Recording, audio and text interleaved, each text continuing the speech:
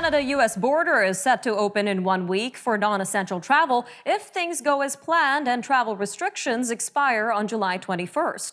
Meanwhile, Alberta Premier Jason Kenney is not dropping the issue of reopening the Canada-U.S. border to fully vaccinated travelers.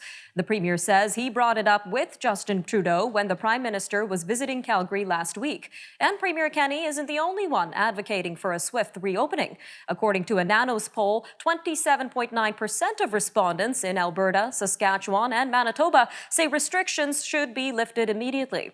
Well, joining us now to give us a better idea of how opening up the Canada-U.S. border can impact travel and the economy is Brendan Caldwell, Director of Caldwell Securities Ltd. Brendan, always great having you on Forum Daily. Welcome back.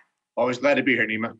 Now, the Canada-U.S. border has been closed since March 2020 and is expected to open up next week to fully vaccinated travelers if things go as planned. So what are your thoughts on the Canada-U.S. border closure and Canada's approach to reopening? It made somewhat more sense than closing playgrounds back a year and change ago, and hopefully we're getting it to reopen quite presently. I think the economic impact of this closures of all sorts have been so severe, and we will be really months to years unwinding all that has actually occurred. So I'm really very much in favor of the border being opened to all travelers. So can you tell us a little bit more about that, Brendan? How has the border closure between the U.S. and Canada impacted our economy as a whole? We are very much a trade-oriented economy, and incidents are used to do things you want to do anyway.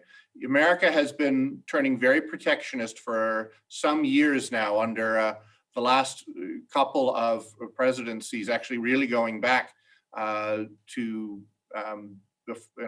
George Bush's time.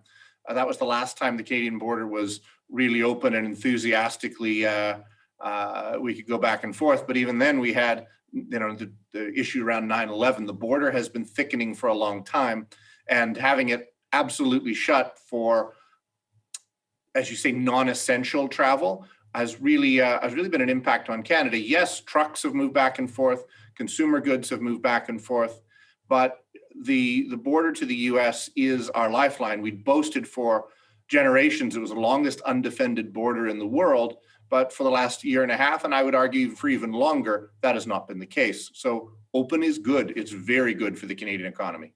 Now, I want to go back to this Nanos poll here. So people in Manitoba, Alberta, and Saskatchewan, they want the border to open faster than those in other provinces. So why is that, Brendan? What is at stake for these particular provinces here? Well, I think the provinces are even more dependent upon trade, particularly in raw materials.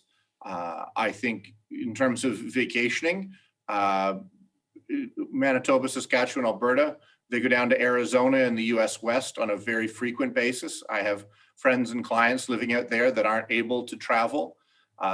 Eastern travelers, I suppose, have a few more options. But I think for the West, it's also cultural. There is a greater emphasis on personal freedom in that part of the country. And I think maybe it makes sense that they're exercising that. And we also know that part of the call to relax border restrictions is to allow travel, tourism, and hospitality sectors to start the task of rebuilding sales over the summer. So what does the future of this sector look like to you, Brendan?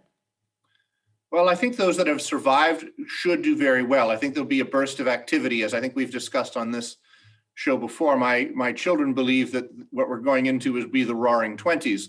So if you're a business of any sort, service sector, restaurant, what have you, that has survived, you should be doing very well. Now, the possible exception will be things like movies, where the cultural preference for staying at home and watching Netflix may have changed too much.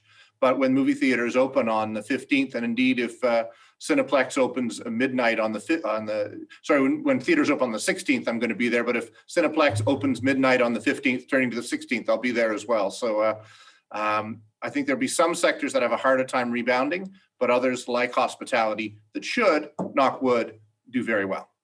All right, Brendan, just about 30 seconds left, but how can officials balance the travel and tourism sector opening against preventing a rise of cross-border COVID-19 cases?